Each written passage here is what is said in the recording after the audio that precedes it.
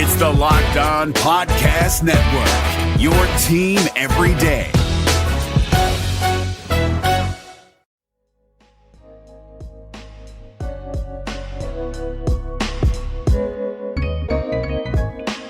Welcome, everybody, to the Locked On Lakers podcast. I'm Anthony Irwin. I'm joined by Pete Zayas. Pete, the Los Angeles Lakers are up 2-1 in a second-round series as the Milwaukee Bucks and all of their regular season hardware are going on home. God, that feels good. This was an amazing day, and it was that was such a joyful second half, especially. It was a masterpiece by LeBron. It was a masterpiece by Rondo. And it was, above all else, a masterpiece on defense in the second half. That was us at our very best when we're locked in and we're flying all over the place and we're that conquering horde, right? That just our rotations, our closeouts, right? Like, to me, defense, this sounds like such a I love basketball and I am very smart type thing, right? But defense is what makes basketball fun. Like, if you watch the All-Star game, it's not as entertaining, right, when the guys aren't really trying. But that we just saw, and it's not just because I root for the Lakers, right? So, for example, the Clippers turned it up. They've got a level defensively, for sure. But the Clippers did that to Denver in the night before, right? Where they just turned the screws on them defensively, and it's that's really nice basketball. But we've got a different gear and a different version of that, and the Rockets present a different problem. But that was just, when we play defense like that, man, we're the best defensive team in the league.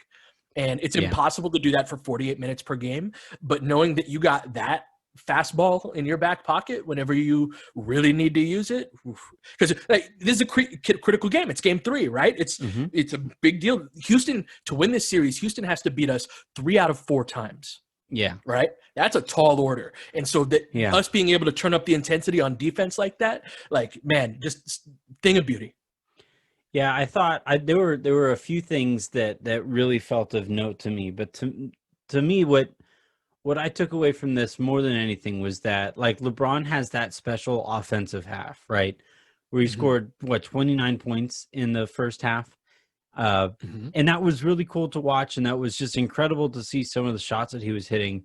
But to me, what actually felt more impactful were those plays where he was rotating over and blocking the shit out of the ball. Because you and I have talked since LeBron got to LA about how the Lakers are going to follow the tone that he sets, right? And I thought he was so great offensively that everybody just saw that and was like, oh, okay, we can all kind of lighten up on offense.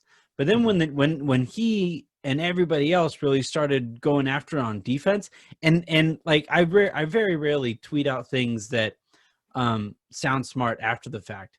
But one of the things I said at halftime was that it's the defense. There's a direct correlation between how good the Lakers look defensively and how great they look overall. And we saw that in the third quarter. They give up 18 points. Fourth quarter they give up 20 points. And when they can defend like that and they can get out and run, the game just looks a lot easier for them. It is, right? We're the best transition team in the NBA, right? And that is going to come from those block shots. You're absolutely right. LeBron was a catalyst. He was very irritated with his teammates in the second quarter, in particular, on the defensive end. Lots of, there were a few plays where James Harden or Jeff Green, somebody's got a wide open lane to the basket where that's nobody doing their job. And that, LeBron in the post-game interview talked about how they watched some tape, they had discussions, right? And they decided, and then I love the adjustment to go small by Vogel.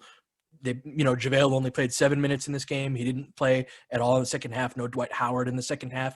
And us going small, those 1 and 0 big lineups, our advantage against them is our speed and our height, right? And so JaVale and Dwight are not fast. They cannot rotate defensively the way that you saw in that second half. And even like Markieff Morris is no speed demon himself, but the difference between him and those guys in terms of closeouts is significant, and ability to move their feet laterally. So I just love that, seeing the Lakers go small, because that has always been the path to beating this Houston team, in my opinion. Yeah, you're talking fractions of a second, but those fractions of a second matter. You know, the getting to a shooter a step or two earlier compared to a JaVale or a Dwight, and how quickly they get out there is a huge difference, because that's a difference between, you know, hoping to contest the shot and maybe even running them off the 3-point line. And that, to me, was where I thought the Lakers were at their absolute strongest, was that they understood who they had to run off the line, and then did whatever they could to run them off the line. You saw, I got to pull up their stats here, but Eric Gordon goes 2 of 9 from the field, 2 of 6 from 3-point range. He never looked comfortable, especially in the second half. Robert Covington only attempted 4 3-pointers. The Rockets as a team only made, I believe, 1 more 3-pointer than the Lakers did tonight. So two more. They went 12 of 30. The Lakers, we take that every time, right? We take that every time. That's the math. That's the math right there that we always talk about, is that, like, if the Lakers are going to win this, that math isn't so far skewed in Houston's favor. And I thought early on in the game, like in the first quarter or so, I thought the Lakers were kind of playing with fire, just kind of going shot for shot. And in the Lakers' case, the shots that they were making looked a lot more difficult than the shots that Houston was making. But in that second half, the type of shots that the Lakers were taking were endlessly easier than the shots that Houston were forced into taking. And at the end of the day, like, what Houston's entire identity is creating, like basically all offensive identities, but I feel like especially Houston, it's how quickly can we get to a nice, easy shot that fits into the rhythm of whatever player it is that's going to be taking that shot. And I just thought at no point in that second half did anybody on Houston look like they were in any kind of a comfortable rhythm. Well, they couldn't. Like, this is why going small is like the route. Yeah. And we're saying small, but like AD is out there. Well, but that's the thing, right? Yeah. And so is LeBron, and so is Kyle Kuzma, right? And even Markieff is big. Even Markieff is a big dude, right? And so that's the thing, is we can be bigger at going smaller than they are, and not change the fundamental character of our team. But we can take away by putting that extra speed out there. We're not going to play defense like that for 48 minutes. Yeah. But when it comes time to, we can take away everything that Houston does. Mm-hmm.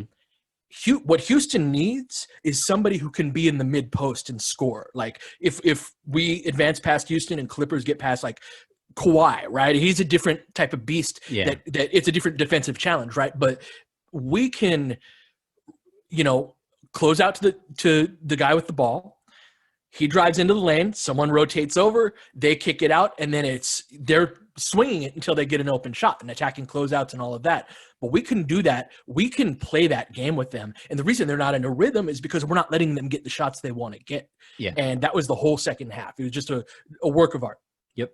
Let's take a quick second here, because there are a bunch of people who deserve some praise, starting with my boy. And I swear to God, I'm being serious. I pinned the tweet to my Twitter profile.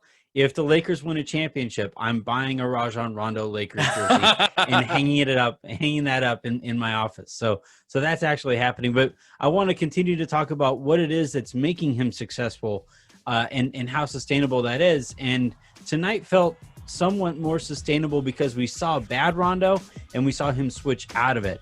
So let's take a quick second and talk about that. Today's show is brought to you in part by DoorDash. DoorDash has partnered with the entire NBA and us to continue to bring you guys food during these just really weird times. You have Rajon Rondo proving the playoff Rondo is a real thing. You have Magic Johnson tweeting out, calling for Mike Budenholzer's head, basically. And here we are, still in 2020.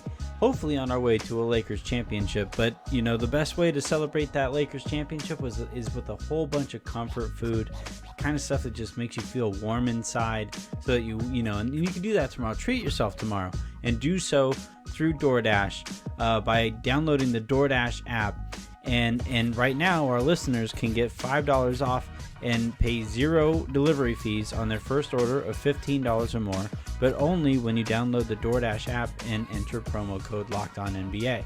One more time, that is $5 off your first order and 0 delivery fees when you download the DoorDash app in the App Store and enter promo code LOCKEDONNBA. Don't forget, that's promo code LOCKEDONNBA for $5 off your first order with DoorDash.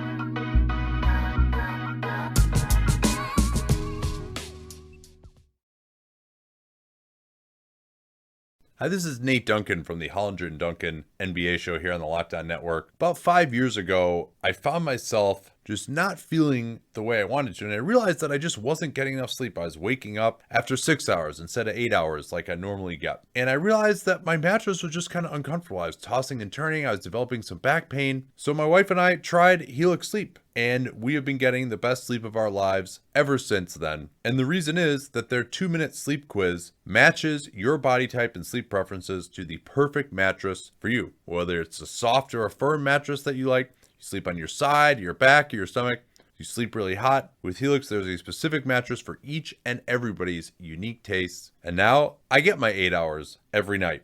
Not only do I love Helix, but Helix was awarded the #1 best overall mattress pick of both 2019 and 2020 by GQ and Wired Magazine. To get started with them, go to helixsleep.com/LockedOnNBA. Take that 2-minute sleep quiz, and you can do it worry-free. They have a 10-year warranty. You get to try it out for 100 nights, risk-free, and they'll even pick it up for you if you don't love it. But you're going to, because it's made for you. Right now, Helix is offering up to $200 off all mattress orders and 2 free pillows. Once again, get up to $200 off at helixsleep.com/LockedOnNBA, the name of this network.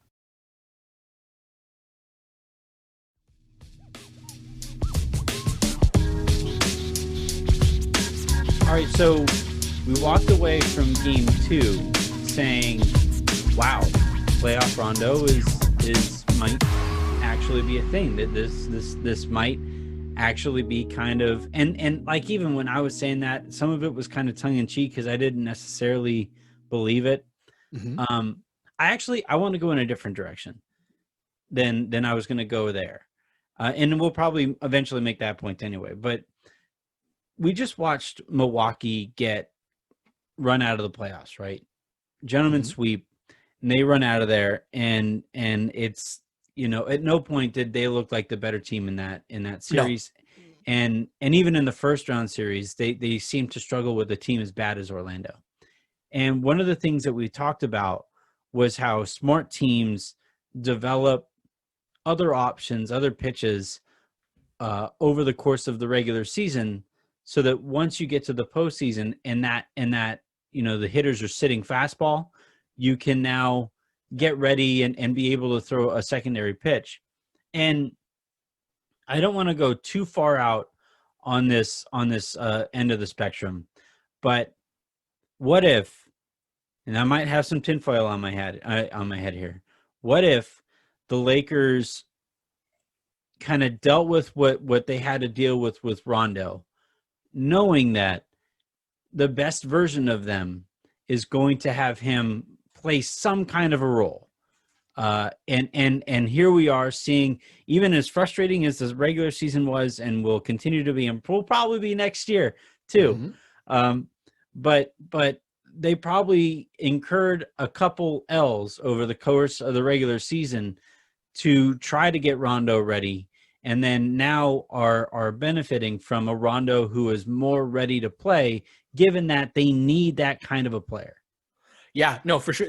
His level of engagement and focus and, just the amount of force that he's playing with, the speed and all of that. It's funny. This is the first playoffs that you and I have covered, right? Obviously, we watch the playoffs every year, but it's different when it's your team and you know them and their tendencies, every player. And the more and more I've watched, and I think this very solidly with Rondo, is like the regular season, when you're a really good team, is kind of an 82 game preseason, right? Like, and because nothing of like that notable is going to happen aside from injury, right? And if you're a, we saw this with the Lakers during the Shaq Kobe years, right? There was a couple times we were 2 seed or a 3 seed, and of those title teams, and so with a guy like Rondo, who's had some injury issues too, right? He's 33 or maybe turned 34. How much, like, how often can he go to this player? How often can he access it? There's an argument to be made. What's the point of accessing it in the regular season, right? And I also think that part of this, I think Houston's a particularly good matchup for him because they're not big. I'm concerned about him against big teams, and they're vulnerable in transition. So long as they have Westbrook out there, Rondo can play Rondo defense. Yeah, no, absolutely. But I think what it kind of comes down to, and again, I say this as somebody who is probably going to be pulling out his hair over the course of next season too, when Rondo is maybe playing more than I would like him to then as well. I think, when you look at some of these things, you have to look at them in the context of the entirety of an NBA season for a team with title aspirations. And I think, yes, I still think Alex Caruso is a better player and is a better fit next to LeBron James. But he very clearly isn't quite ready for this moment. And I don't think there was going to be a situation where he would be full. Offensively, he looks pretty. Yeah, he's not ready to be like a point guard in this moment, right? Like a ball handler in this moment. Yeah, but he's playing well. He's defending. I like his defense. Yeah, you want him out on the court, but he's not ready to do what Rondo's doing. Like in terms of just the job description, it's a different job. And even like picking up Dion Waiters off the scrap heap, you can't rely on that guy. Like given the roster that the Lakers had, and now would I prefer that they improve the roster at that spot next year? Abso-effing-lutely. Yes, but given the roster that the Lakers have, there seems to have been value in playing Rondo in those minutes and maybe extending those minutes, even though it might cost you a loss here and there or cost you a win here and there over the course of the season. What you're getting from him now and the value that comes with having somebody that is just about this, it's just I don't know if there's a stat, an official stat on 2K, right? Where it's about this is what you're looking for. Get a little tag. Yeah. Yeah. Right. Like a badge. Rondo very clearly seemed ready to kind of rise to this. Now we also got to talk about the first half. I thought he kind of fell into some bad habits that made him bad, Rondo. Oh, he he had a rough stretch for most of that game and then was awesome in the fourth quarter. Yeah. So, yeah. Well, what I really want to hit on really quickly before we throw to the third segment is we really have to note what it is that makes him successful here. I thought Darius made a good point that we think of Rondo's activity on the defensive end, right? Just kind of mucking up the play and hopping into passing lanes that the opposing team doesn't really think he's going to hop into. Right. Or offensively, we think of him as active with the basketball and trying to penetrate and get into the cracks of the defense and kick the ball out. But I thought one of the things that, and Darius noticed this too, one of the things that I was kind of I thought was lacking across the entire team, but especially Rondo, because this is one of the things he's supposed to provide, is cutting and just moving the defense off of the ball. Because him standing on the perimeter, you aren't going to move the defense. The defense isn't going to move for you. The last 4 minutes of the third quarter were killing me on offense. Everything was a shot clock violation or a desperation shot to not get a shot clock violation. And part of that was the stagnance of those actions. Yeah, I just think if the Lakers or if Rondo is going to continue to be productive, and I mean being this good, I don't know is necessarily sustainable, right? What he shoots 7 of 8 from the field, No, he was 8 of 11 from the field, 3 of 5 from 3-point range, 2 of 2 from the free throw line. Is that sustainable? Probably not. but like the activity stuff, the engagement stuff, that stuff feels sustainable in the stretch that, or the sprint that these playoffs can be. Sure.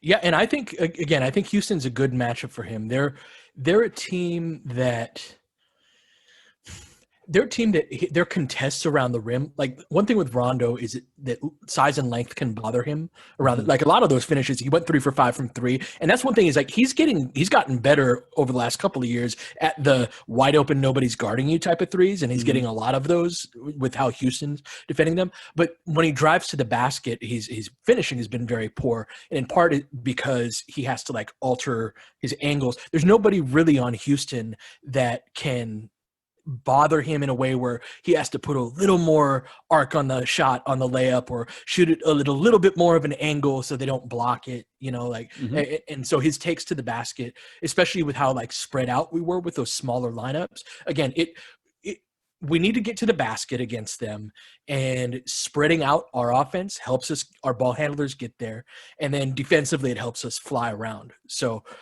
he really took advantage of that spacing. Yep. All right. Let's take one more quick second here. When we come back, I want to talk Vogel. I want to talk LeBron and AD. LeBron, Freudian slip there. And then it's appropriate. Yeah. Yeah. A couple other stats that I find notable from the Houston side of things that I think kind of screamed about the direction that this game is going to go in. Today's show is brought to you also in part by Built Bar. Right now, we are currently packing up everything in our house, pots, pans, plates, you name it, basically. And Jen, with most stuff that is kind of labeled mine in the house, she'll ask me, hey, should I pack this? Can I pack this? Are you ready for me to pack this? And she showed me the Built Bars, and I was like, babe, if you pack those, I might not eat on a regular basis with how I rely on them. So I would hope that you guys are building that same reliance as well. Head on over to BuiltBar.com where you can check out all the fantastic flavors, like the new ones that are caramel brownie, cookies and cream, cherry barcia, the original ones, raspberry, German chocolate, peanut butter, banana bread, mint brownie, all that goodness. And it's extra good seeing as it is nutritious, healthy, and filling. And it legitimately picks me up, and it gets me ready for my day. So again, head on over to BuiltBar.com, use promo code LOCKEDON to save $10 off your next order. Not first, but next order. Every order. Just keep using the promo code and tell your friends about the promo code, and you can take full advantage of it. One more time, that is BuiltBar.com. Use promo code LOCKEDON, and you'll get $10 off your next order.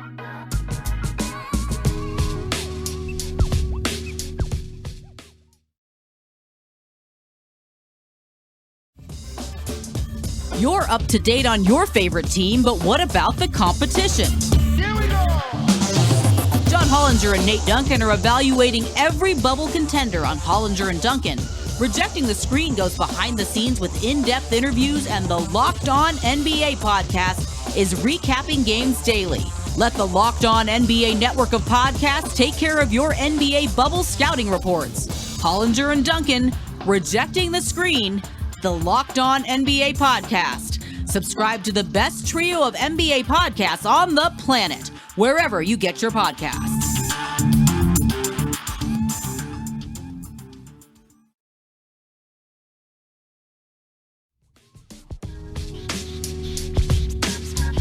So we just finished giving Rondo props. I thought the other kind of unsung hero of this one is going to be Frank Vogel. We have talked all year about how important it is for him to be able to make decisions beyond the politics of an NBA locker room and be able to do things that just benefit the Lakers. Danny Green was en route to one of those cardio games where he goes 1 of 5 from the field and 0 of 3 from 3-point range, and Vogel benched him. And Kuzma plays in the fourth quarter, and I thought was tremendous.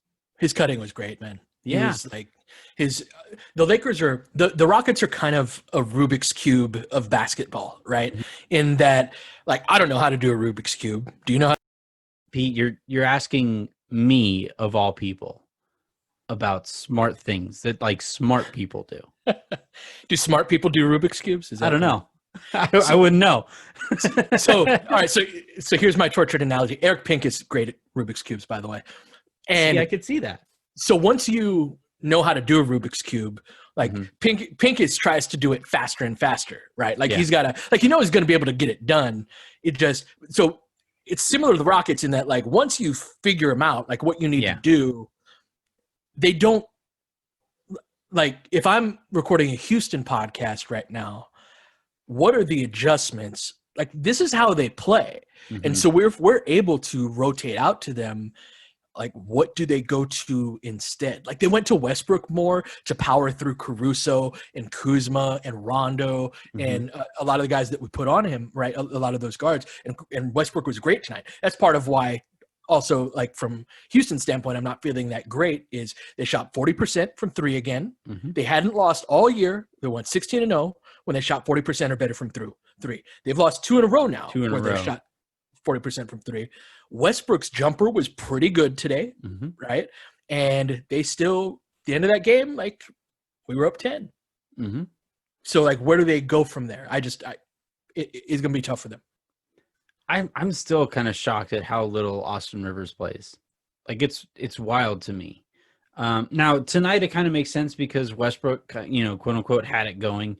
But even there, like, he finishes the game a -14, worst on the night. I just don't think this is the series for Westbrook. I don't know if there is, very many series for Westbrook, but I definitely don't think this is one of them. Just because, like, if the game is going to be played, if Houston is going to score 102 or even the Lakers are going to score 112, that's not a ton of possessions, and you don't want any of those possessions going to Russ and not Harden, And even there, like, while Rivers isn't, leaps and bounds better than Westbrook, but he's going to take up fewer possessions than Westbrook does. So I don't really understand the approach there. And hell, I mean, we started the segment talking about how politics here didn't play a role in Vogel being able to bench Danny Green, but, like, at some point, like, how many stretches are they going to go down where Westbrook is continuing to hurt them before D'Antoni says, all right, man, this is enough. We can't keep doing this to ourselves.